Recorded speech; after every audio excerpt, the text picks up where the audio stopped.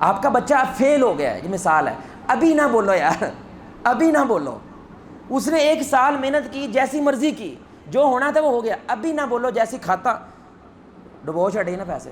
میرے رام دی کمائی ہے، میں رام دا کماؤں، پیسے درختوں دے لگتے ہیں، وہ کی نہیں کیتا جو تم منگیا ہو، یہ ٹائم ہی نہیں ہے، یہ ٹائم نہیں ہے، تھوڑا سا انتظار کر لو بھائی، ٹھنڈا ہونے دو، پھر اپنی بات رکھیں، کیونکہ اس لمحے وہ ویٹ کر رہا ہے کہ گملہ آنے والا ہے آگے سے، لیکن اگر آپ پھول دے دیں گے نا میرے بھائی، ساری گیم سدھر جاتی ہے،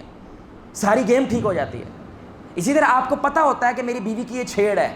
جب بھی میں اس کے بھائیوں کے اوپر کوئی جگت مارتا ہوں تو یہ چھڑ جاتی ہے، تو بھائی نہ مارو،